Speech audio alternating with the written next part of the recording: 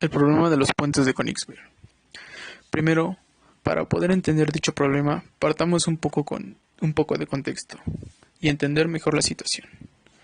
En una ciudad llamada Königsberg, de donde proviene dicho problema, perteneciente al antiguo estado de Prusia, lo que hoy conocemos como Rusia,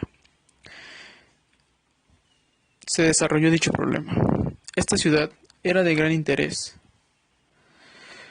pues había sido cuna de algunas personalidades importantes por sus aportaciones, tales como el matemático Christian Goldbach, el escritor Hoffmann, el filósofo Immanuel Kant, el físico Gustav Kirchhoff, el matemático David Hilbert y el físico Arnold Sommerfeld. Además de ser una ciudad que por sus características también fue un centro económico y cultural importante. Esta antigua ciudad tiene una caracterización particular, pues había un río llamado río Pregel, el cual dividía dicha ciudad en 4 partes, las cuales para mantener la comunicación entre sí levantaron 7 puentes conectados en dicha ciudad. Para el año de 1734 aproximadamente, los habitantes de dicha ciudad, a manera de desafío, juego o por simple entretenimiento, intentaron averiguar si se podía recorrer todos los puentes que unían a la ciudad una vez sin volver a pasar por los mismos puentes. Como nadie había podido comprobar o refutar dicho planteamiento, recurrieron al matemático Euler, el cual, dándole un enfoque más matemático, planteó un modelo simplificado de la ciudad, comentando que no importaba el tamaño del modelo, se tenía que llegar a los mismos resultados. Denominó que cada puente era una arista y cada isla o parte de la ciudad era un vértice.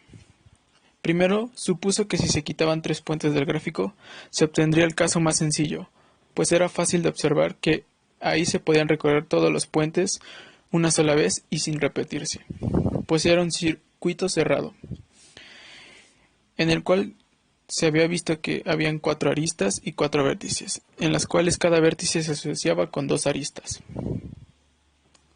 Nuevamente se planteó el modelo, pero ahora agregando un puente más, en dicho modelo seguía cumpliéndose que se pasara por todos los puentes una sola vez, pero aquí se observó que ahora había 2 vértices que tenían asociado 3 aristas y 2 vértices que tenían asociado 2 aristas.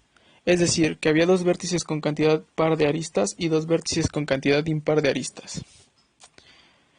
Otra vez hizo una prueba agregando otro puente, en el cual se pudo concluir que seguía cumpliéndose que pasara una sola vez por cada puente.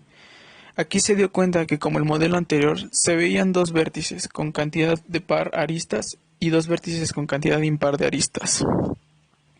Finalmente, al modelo que describía la ciudad se topó con que no se podía pasar por 2 vértices sin pasar 2 veces al menos por cada puente. Y aquí fue donde observó que cada vértice tenía un número impar de puentes, donde al final concluyó que sin importar la cantidad de vértices que se tuvieran, si el número de aristas era par, se podía cumplir la trayectoria sin repetir ningún camino. También que si se tenía vértices con cantidad par y solo 2 vértices con cantidad impar, se podía concluir la trayectoria satisfactoriamente, siempre y cuando se iniciara la trayectoria en uno de los vértices con cantidad impar de aristas. De todo esto, nombró un ciclo euleriano a aquel en donde se pasan por todas las aristas del modelo sin repetirlas, de donde se deduce el problema de los puentes de Königsberg. Primero, para poder entender dicho problema, partamos un poco de contexto y entender mejor la situación. En una ciudad llamada Königsberg, de donde proviene dicho problema, perteneciente al antiguo estado de Prusia, lo que hoy conocemos como Rusia, se desarrolló